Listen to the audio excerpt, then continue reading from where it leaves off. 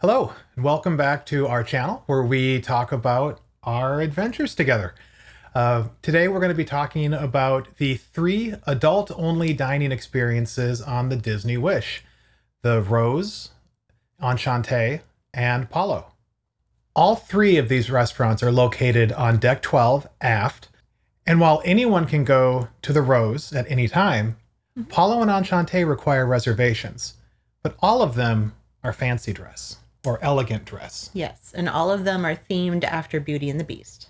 That's right. The Rose is themed after the Rose. The Rose and the Dome. Yep. Enchante is themed after Lumiere. Lumiere. And then Palo is themed after Cogsworth, the clock. So everything has gears in the carpet, and it's very subtle, but if you're looking for it, you'll pick it up. So we say they're fancy dress or elegant dress. How elegant do you have to be? Not super elegant. I mean, you're not going to be wearing tuxedos and ball gowns. This is very comfortable, but upscale. But I wore a sundress. It was sleeveless. You know, it wasn't anything super fancy. And if you wanted to book one of these meals, how do you do it? Well, on your app, when your booking window opens, you can book there, or you can also try and book on the ship because they do have reservations that open up the day before or the day of, and if you're lucky enough, you can snag one. Yeah, and I think the last thing we'll try and answer in this video is, for us, was specialty dining worth it? So no matter where you eat, at Palo or Enchante, you begin in the Rose. The Rose Bar is the entrance and the check-in point for both restaurants. And you don't need to have a reservation at those restaurants in order to just drink at the Rose. You can just go up there for the beautiful views and lounge and enjoy. Yeah, and the beautiful views is an interesting point because it's not just the bar. They have seating all along the port side of the ship. They do, and they are adult only. Yes, it is. It is very nice to be able to have a place to get a quiet drink. Mm-hmm. So we enjoyed drinks at the bar while waiting for dinner at Palo, and at the window while waiting for our brunch reservations at Enchante. So at the Rose, their signature cocktail is the Rose. The Rose. It's a tequila-based drink with a reposado base, Grand Marnier Cuvée, the Louis Alexander, which is a blend of cognac and orange liqueur, and the 2013, I'm going to get it wrong, Perrier Jouet Belle Époque Rosé, served in a smoked glass bell jar. It's straight out of Beauty and the Beast. It is. Yeah, it is very fancy. It actually came with a rose flower as well, Mm-hmm. which was great for me because it was Mother's Day weekend. Yeah. And then you have to worry about getting it in water, and it sat in the stateroom and died. That's true. You do now have to deal with carrying a rose around on the ship. We had Palo dinner our first night on the Wish, and I was a little surprised to hear it was a steakhouse.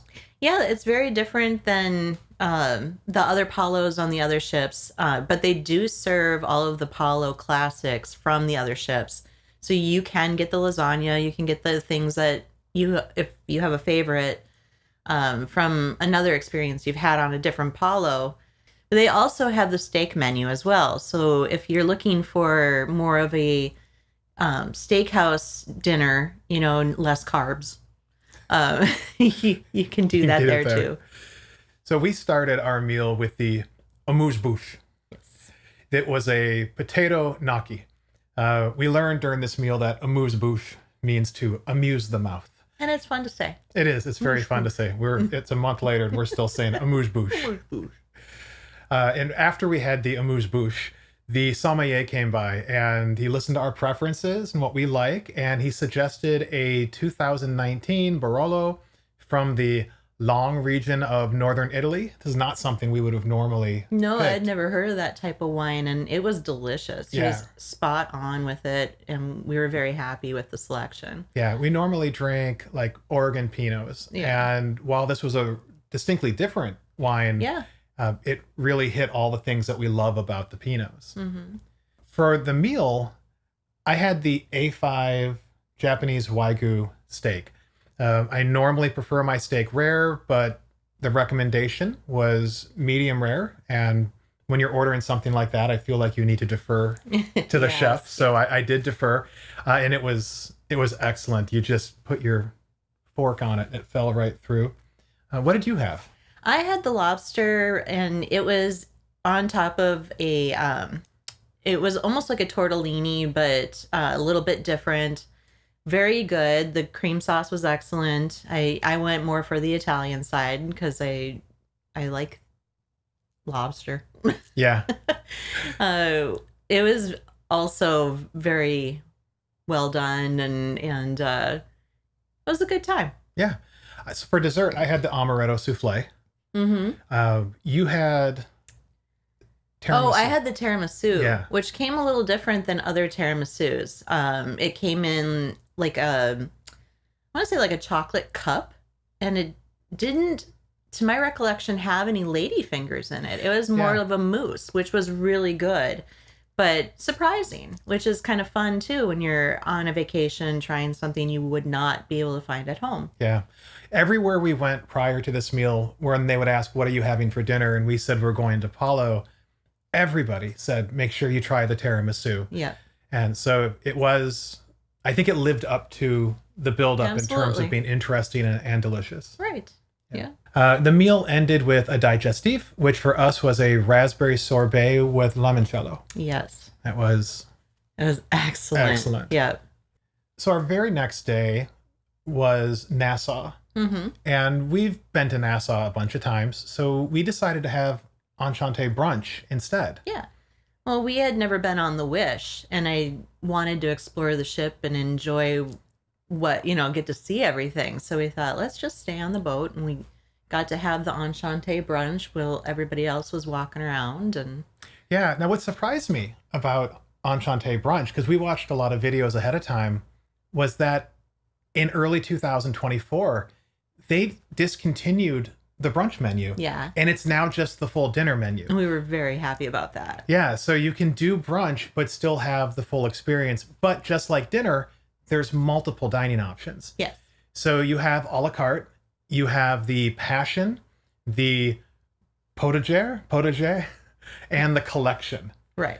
So the passion is a 6-course menu that includes meat and seafood, whereas the potager is a 6-course vegetarian menu. Yeah.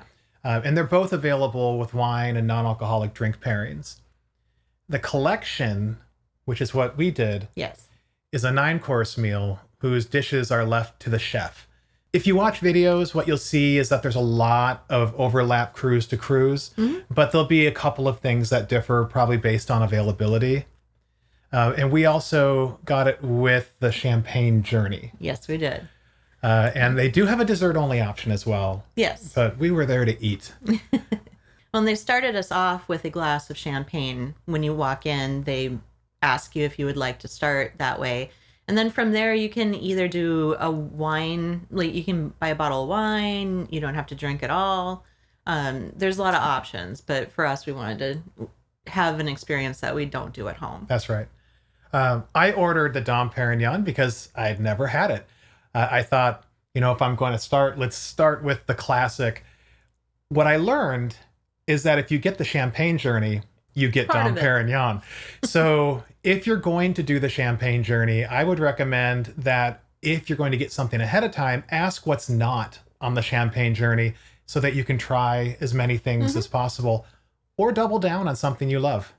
Yep. Next is the bread service, which they brought out. It is baked in France, or half baked, and then finished the rest of the time on the ship. I think they said it was 48 hours to rise properly with the dough. Yeah. And it is a sourdough that is very exclusive to a certain region in France. It was something that you wouldn't get anywhere else. The baker only bakes for Michelin star restaurants. Correct. And the butter is also a French butter that is only served in certain restaurants. It was fantastic. Absolutely. Do not overdo it on the bread if you get the collection, because it is... While they say it's an 8-course meal, there's, again, an amuse-bouche, and there's this palate cleansers and gifts from the chef. Yeah, it's never ending, and it's not just 9. Right. So the amuse-bouche came next. It was a creamy bowl with flowers and is it a pine nut on top, and then a honeycomb. Yes, yeah. Yeah, it was. There's I a little forgot. crispy that you put on, and then you get a combination of different flavors. Right. I forgot to take a note on exactly what's in it, but if you watch the videos where you see a creamy bowl come out, it's the same. Yeah. I think it's pretty much been their amuse-bouche for over a year now. The next course was, to me, the most interesting. Absolutely. Yeah. There's tomato pie. Mm-hmm. And it had, sun-dried tomatoes. And it was on top of tomatoes with ketchup. And, it had a side of a focaccia bread that had tomatoes and basil wrapped up in like a croissant that you could pull apart with your hands and then dip it into a tomato vinaigrette. And then you wash it all down with what is becoming kind of famous now, their tomato water. Yeah. The tomato water it's super refreshing. It's served with ice, and it's distinctly tomato. It is, but there is a blending of other vegetables. To me, I always call it kind of like a clear Bloody Mary, because when you're drinking it, you're going to hit like cucumber and celery and green pepper and all kinds of things. It's so interesting, and it may sound odd, but in a good way. Like, absolutely. Yeah. It'd be killer with some vodka in it. After the tomatoes was a seafood shrimp tartare. It came with a homemade mayonnaise marinated with grapefruit. Yeah, it was very good.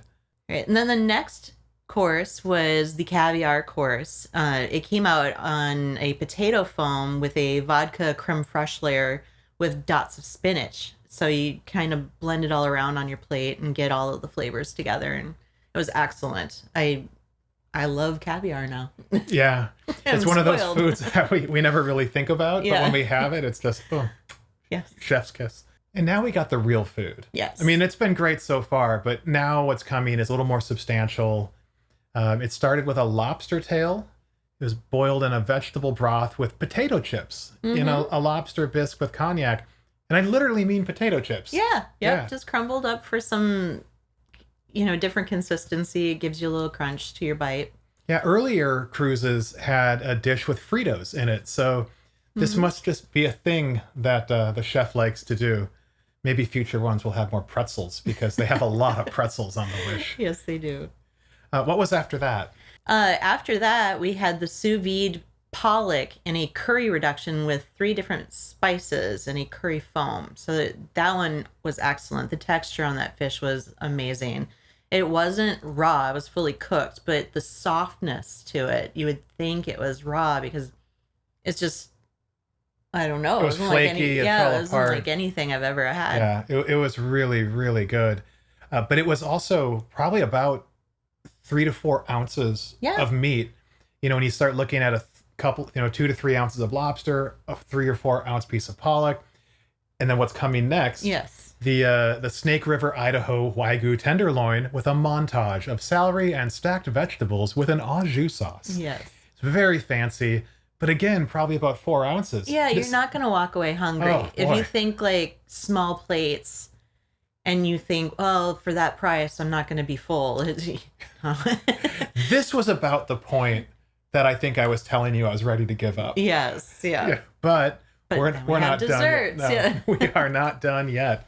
Well, first we have the cheese plate. Yes. So, next they brought a cheese plate, dried fruits, honeycomb. So it was manchego, brie, goat, blue, Gouda, all French. Yes, yeah. And we paired it with a port wine. Yes, very excellent. Yeah, what I really liked was the sommelier was from Portugal. Mm-hmm. And so when he got very excited when we said we wanted a port. Yeah, he brought this whole big display out with probably 8 different ports and just walked us through the different ages, the different price points, the different regions and varieties. And tawny and yeah, and again, when we explained what we liked and what we wanted, he nailed it. Mm-hmm. So I really enjoyed talking with him. Yeah. He made all of the staff was fantastic. They were. I mean, they really make your meal because they want to make sure that you are happy and content with everything. They constantly asking you how everything is, but the sommelier, he was fun. The staff is a interesting piece because it's French style service. Yes. And if you're not familiar with French style service, it can feel almost overbearing at times because they are always they do hover right behind you. Yeah. But you just have to understand that that's the style of service. They are leaving you alone. They were never in our face. I never felt like we couldn't have a conversation, but they're definitely there and watching. Well, I was watching our waiter, and it looked like he was only assigned maybe 3 tables for the whole restaurant. They want to make sure that the person that is tending to you is very attentive. Yeah. So they don't give them a lot of customers to work with. They are your waiter for the night. Yeah, it was fantastic.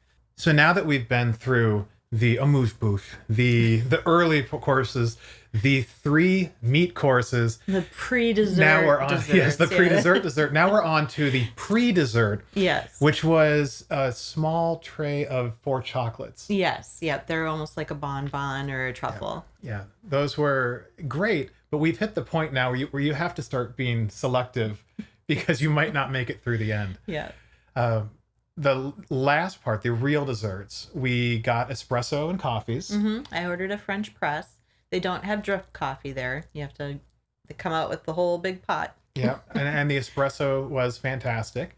But then it was a Grand Cru chocolate crust over a chocolate mousse, topped with salt and coconut powder, paired with a chocolate gelato with caramel drizzle. It's to die for. And like every other course, they had instructions for how you eat it. Right. You break the crust and you eat it with the mousse. And then the final serving, the very last piece was a glass of Moe ice Yes. and a bag for all the things we couldn't eat. There's no way we could have finished it all. And like Rob said, with the instructions, I did appreciate like being told the etiquette is really nice because I've never been to France. So, saying like it's perfectly acceptable for you to do this at the table. Like the first course was the tomato course. You're supposed to break the bread with your hand and dip it into the vinaigrette. In America, sometimes breaking bread with your hand is considered rude, and especially dipping in, a full roll into the dip. But being told this is how you do it made me more comfortable about being able to just go with the flow. Yeah. Yeah. And some of the meals were kind of confusing. Like the tomato meal, again, there's 5 different components to it. Do you eat them in a certain order? Do you, what do I dip into that? Exactly. So having a little bit of detail was nice. And I think that's just more of that service that they bring. And some of the words we didn't know, we'd have to ask, like, what is this? We're not fancy people. But we can be, I guess. Yeah, we really enjoyed that. Yeah, we can buy our way into fancy places. So I guess the final question, was it worth it? Oh, I'd do that every day. It was amazing. Yeah, it was fantastic. I think if you had to choose between Palo and Enchante, and you want the experience, personally, I would choose Enchante because I feel like it brought a lot more of that. Absolutely. Palo was a lot of fun, and it was fantastic as well, but I did feel like Enchante was more elevated. Yeah. That was a bigger experience. Yeah, and I think that's the difference. They're both fantastic, but this was like a 3-hour plus meal that drug on for like 9 courses plus the extra courses. We had the sommelier over several times. It is a much bigger experience. And I think the brunch is a great time to do it. It was a lot quieter for sure. So yeah, it was great. And the view, when you're at Nassau, we spent the time looking out at the ocean, at the island.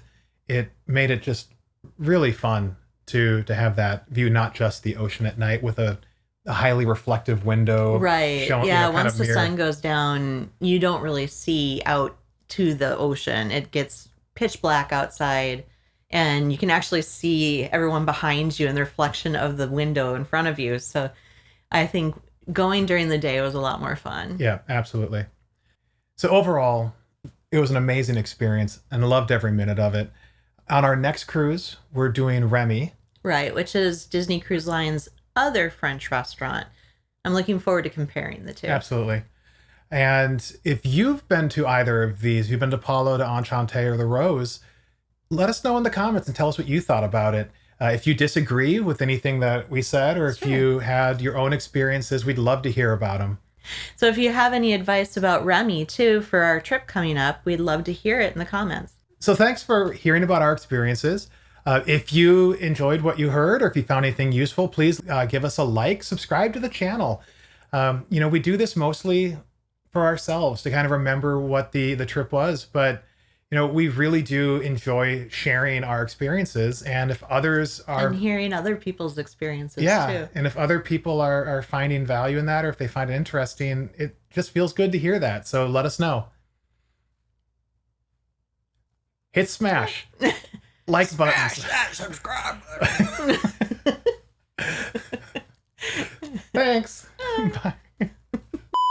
I always say absolutely. I got to stop saying that. You're making this hard to edit. Well, I'm the one that's my problem, not Okay. yours. All right. Okay, and so no matter where you eat, whether it's at Palo or Enchante, you begin your day at the Rose. Correct. Let me say that one more time. You don't begin your day at the Rose.